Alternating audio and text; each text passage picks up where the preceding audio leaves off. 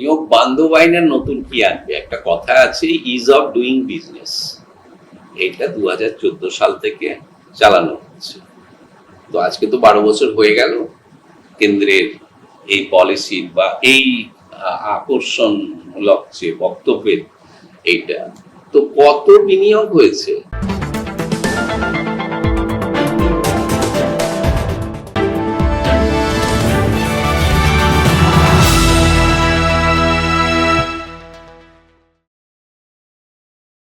মন্ত্রিত্ব পাওয়ার এক মাসের মধ্যেই পরিবর্তনের হাওয়া বইতে শুরু করেছে। খুলে গেল 4টি জুট মিল, বাকিগুলোও খুলবে বলেই জানিয়েছেন শ্রম ও পরিবহন মন্ত্রী অর্জুন সিং। শুধু জুট মিলই নয়, বিনিয়োগ ব্যবস্থাকে আরও শক্তিশালী করার জন্য রাজ্যে ভারী শিল্প আনার কথাও বলেছেন তিনি। আর সেই জন্যেই বিনিয়োগ বান্ধব আইন আনার কথা চলছে। এই আইনকে কি সমর্থন করবে বাম শিবির?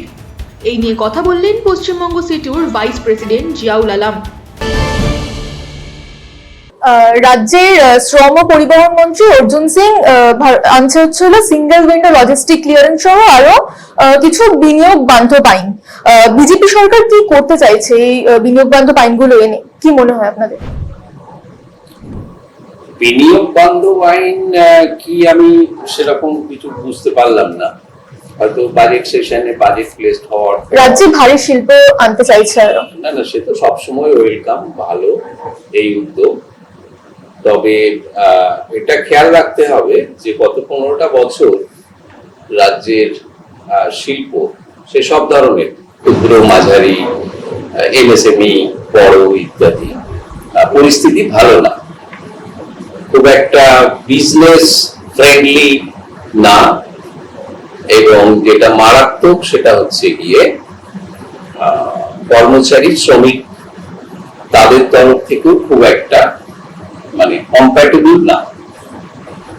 তার কারণ মূলত প্রায় 70% ক্ষেত্রে যারা কাজে আছে এই ধরনের ক্ষুদ্র মাঝারি বা বড়গুলোতে, সেখানে কন্ট্রাকচুয়ালটাই এখন মেন হচ্ছে গিয়ে শ্রমিক কর্মচারীদের স্থিতি। ফলে তাদের যে অ্যাপয়েন্টমেন্ট লেটার, তাদের যে service condition, I mean the employer employee relations যেটা দিয়ে তৈরি হয় শ্রম আইন অনুযায়ী, সেগুলো বেশিরভাগ ক্ষেত্রে নেই। ফলে সেই জায়গাটাতে সেরকম নিশ্চয় করবেন, সদ্য মন্ত্রিসভা গঠিত হলো, এগুলো বিনিয়োগ হচ্ছে। বেশ কিছু নতুন সেক্টর যেগুলো সার্বিকভাবে আজকে খুব প্রয়োজন, সেটা যেমন অ্যাপ বেসড যেসব সার্ভিস, যেসব ইনভেস্টমেন্ট, এমপ্লয়মেন্ট, সেটা আছে। আদার সার্ভিস সেক্টর, সেটা সংখ্যা বহু করে বাড়ছে, যেহেতু সেরকম সংগঠিত বড় শিল্প নেই। ইভেন যেগুলো সরকারি সংস্থা, সরকার অধিকৃত সংস্থা, সেখানেও বিশাল পরিমাণে দীর্ঘ সময়কাল ধরে একটা বড় ধরনের কন্ট্রাকচুয়াল অফিসারও আছেন, কর্মচারীও আছেন, শ্রমিকও আছেন। তাদেরকে রেগুলার করা, তাদের যেগুলো আইনত প্রাপ্য, বিভিন্ন শিল্প সংস্থা বা জীবিকা যেগুলো শিডিউলড এমপ্লয়মেন্ট, সেগুলোর ন্যূনতম মজুরি আপডেট হয়নি। যেটা উত্তর ভারতের সম্প্রতি যে ঘটনা মার্চ এপ্রিলে হলো, তাতে দেখা গেল যে বহু রাজ্য সরকার 10 বছর, 12 বছর, 8 বছর, 15 বছর তারা আপডেট করেন ন্যূনতম মজুরি রেটটাকে। ফলে পরিবেশ বান্ধব তো সবটা মিলে, একটা যিনি বিনিয়োগকারী তার দিক থেকে, আর একটা হচ্ছে গিয়ে সেখানে যে যারা কাজ করবেন তাদের দিক থেকে, এবং একটা বিজনেস মিনিংফুল বিজনেস যাতে হতে পারে তার করে। ফলে সেগুলো নিয়ে উনি যখন শ্রমিক কর্মচারী সংগঠনগুলির সাথে বসবেন, সেখানে সেটাকে আরো কিভাবে উন্নত করা যায় সেটা আমরা সাজেস্ট করব। রিটেন আমাদের যা ভাবনা চিন্তা আছে সেগুলো আমরা দেব। দেখা গেছে মন্ত্রিত্ব পাওয়ার এই এক মাসের মধ্যেই বিভিন্ন যে জুট মিলস যেগুলো বন্ধ ছিল এতদিন ধরে, সেগুলোকে খুলে দেওয়া হয়েছে, খুলে দিয়েছেন তারা। সেটা তো ভালো কাজ, তাহলে এটার বিরোধিতা কেন করা হচ্ছে? কে বিরোধিতা করেছে? এটার বিরোধিতা কেন করা হচ্ছে? কে বিরোধিতা করেছে? এখানে এরকম অনেক জায়গায় দেখা গেছে সিপিআইএম এর কিছু কর্মীরা বিরোধিতা করছে। বন্ধ জুট মিল খোলার জন্য সরকার পদক্ষেপ নিলে, শ্রম দপ্তর পদক্ষেপ নিলে, শিল্প দপ্তর পদক্ষেপ নিলে, মালিকরা পদক্ষেপ নিলে, শ্রমিক বিরোধিতা করছে, শ্রমিক সংগঠন বিরোধিতা করছে, এটা পৃথিবীর ইতিহাসে নেই। কারণ দেখা যায় যে অনেক জুট মিল খোলা হলেও কিছুদিনের মধ্যে আবার সেটা বন্ধ হয়ে যায়। হ্যাঁ, সেইটা কথা। এখন কিছু জুট মিলের মালিকের যেটা তার বিজনেস মডেল যেটা দেখছি, সেটা হচ্ছে গিয়ে সারা বছর ধরে তার হচ্ছে গিয়ে বিজনেসটা না করার একটা প্রবণতা তৈরি হয়েছে, এবং একমাত্র প্রোডাক্ট পাটজাত দ্রব্য, অর্থাৎ তাদের যেটা ফাইনাল প্রোডাক্ট, সেটা সেলস প্রমোশনের জন্য 1 পয়সা কোনো মালিককে খরচা করতে হয় না। 1 কেজি প্রোডাক্ট তৈরি হয়ে গোডাউনে পড়ে থাকে না। 100% গভর্নমেন্ট অফ ইন্ডিয়া সেটা পারচেজ করে, এবং এটা ডিম্যান্ড এবং সাপ্লাই মিসম্যাচ আছে। যে পরিমাণে ডিম্যান্ড সেই পরিমাণে সাপ্লাই না থাকার কারণে ওই সিনথেটিক ব্যাগ ইত্যাদি সেন্ট্রাল গভর্নমেন্ট আরো ঢোকাচ্ছে, যেটা পরিবেশ বান্ধব একদমই নয়, যেটা কনজিউমার বান্ধবও নয়। ফলে এটা আমাদের রাজ্যের জুট মিলের মালিকদেরকে বুঝতে হবে, এবং যিনি পরিবহন এবং শ্রম দপ্তরে এসছেন তিনি এটার সাথে খুব সম্পৃক্ত, এই জুট মিল সংক্রান্ত ব্যাপারে। তিনি শ্রমিকদেরও বিষয়গুলোকে অনেকটাই ওয়াকিবহাল, এবং মালিকদের সম্পর্কেও তিনি যথেষ্ট ওয়াকিবহাল।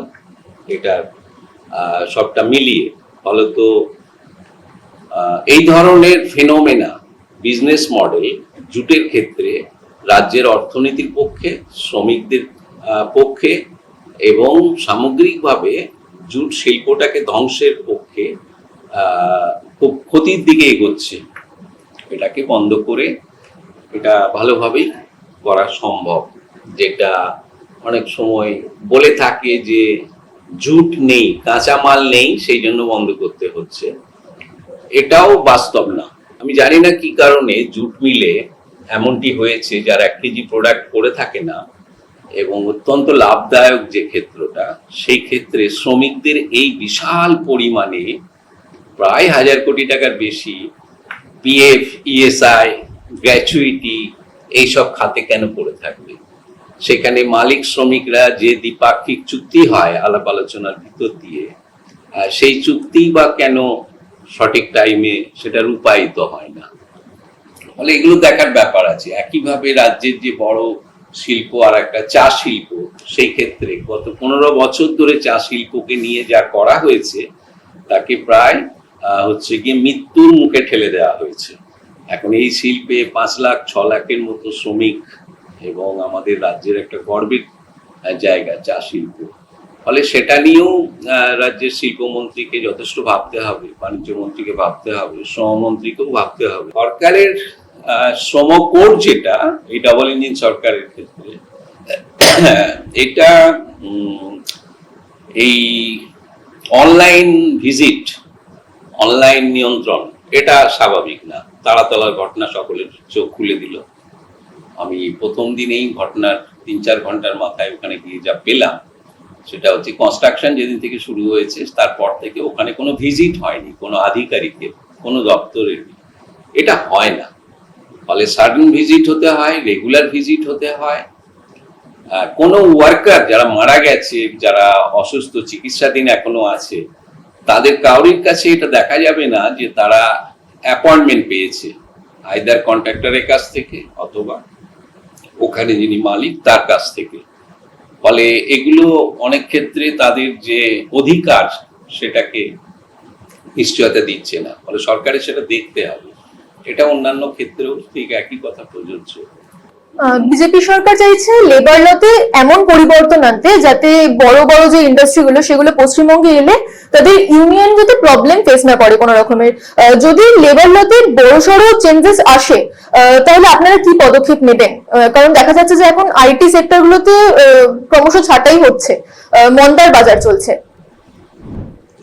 দেখুন, ছাঁটাই বন্ধ হওয়া, ওঠা নামা এটা একটা ফিচার, কিন্তু বিজনেস মডেলটাই মালিকের যদি এমনটা হয় যে সে 6 মাস বন্ধ রাখবে, 6 মাস খোলা রাখবে, এগুলো সরকারকে আরো ভালো স্ক্যান করা প্রয়োজন আছে জিনিসটা। কেন একজন শ্রমিক বা কর্মচারী সে সবচেয়ে বেশি শান্তিপূর্ণ পরিবেশ যেটা পেতে চায়, নিয়মিতভাবে কাজ হোক যেখানটা, সেটা হচ্ছে তার কর্মস্থানটা, ফলে সেটা শিল্পই হোক, পরিষেবা সংস্থাই হোক। সেই জায়গাটা তার কাছে মন্দির, মসজিদ, গুরুদুয়ারার মতো, চার্চের মতো, কারণ সেটা থেকেই তার পরিবারের জীবিকা সবটাই তার ওখানটাতে চলে। ফলে ট্রেড ইউনিয়ন কোনো দিন কোনো সংস্থার চলার পথে বাধা হয়নি, এবং ভারতবর্ষে যত কলকারখানা বন্ধ হয়ে আছে, রিজার্ভ ব্যাংকের রিপোর্টই বলছে তার মোর দ্যান 98% হচ্ছে গিয়ে মালিকানা সংক্রান্ত সংস্থার আভ্যন্তরীণ প্রবলেম, অথবা in between the Malik and the banker যে তাদের প্রবলেম, সাইফনিং অফ ওয়ার্কিং ক্যাপিটাল সেটার প্রবলেম। ফলে এটা আনফেয়ার বিজনেস মডেলে তারা ঢুকে যাওয়ার কারণেই এগুলো বন্ধ হয়েছে। এক্ষেত্রে সব থেকে বড় অসুবিধা হয় স্মল স্কেল ইন্ডাস্ট্রির যারা শ্রমিকরা তাদের, কারণ এই ইন্ডাস্ট্রিগুলো ভীষণ আনঅর্গানাইজড হয়, এদের শোষণ সব থেকে বেশি হয়। সেখানে দেখা যায় যে এদের মালিকরা তারা যে খুব বড় কোম্পানির মালিক সেরকমও নয়। তাদের জন্য, তাদের প্রবলেমগুলো সলভ করার জন্য আপনারা কি ব্যবস্থা নেবেন? সাপ্লাই চেইন যেটা, সেটা কোনো কোম্পানি ফাইনাল প্রোডাক্ট একদম র ম্যাটেরিয়াল থেকে নিজে করে না। এখন from small to medium to big, then branding, marketing, ফলে ছোট বড় মাঝারি সকলকেই একটা সিঙ্গল চেনে থাকতে হয়। ফলে সেই সিঙ্ক্রোনাইজিং করার ক্ষেত্রে সেইটা আমাদের দেশের বিজনেস পলিসিতে, ইন্ডাস্ট্রিয়াল পলিসিতে খামতি আছে, ওগুলোকে টুকরো টুকরো করে দেখা হয়েছে।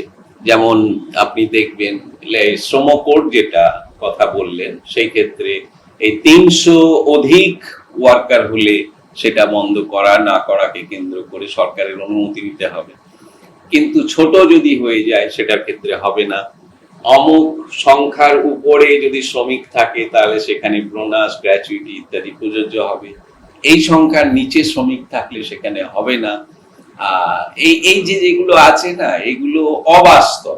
প্রফিটিয়ারিং অর্থাৎ এই যে হচ্ছে গিয়ে অন্যায়ভাবে করে নেওয়া, দ্য আনফেয়ার লেবার প্র্যাকটিস, এগুলোকে শ্রমকোড ইনভাইট করছে। যেটা চলছিল সেগুলোকে রেগুলারাইজ করছে, আর আগামী দিনের জন্য এগুলোকে ইনভাইট করছে আনফেয়ার প্র্যাকটিসগুলো। আপনি কি মনে করেন শ্রমিকের অধিকার বজায় রেখেও বিনিয়োগ করা সম্ভব? যদি কোনো নতুন বিনিয়োগ বান্ধব আইন না এনে কোনো দেশ, যে দেশগুলো বিত্তশালী, ইন্ডাস্ট্রি দিক দিয়ে সফল, সেই সমস্ত দেশের থেকে ল যদি আমরা অনুকরণ করি, তাহলেও কি সম্ভব যদি বিনিয়োগ বান্ধব আইন, নতুন কোনো বিনিয়োগ বান্ধব আইন না আনা হয়?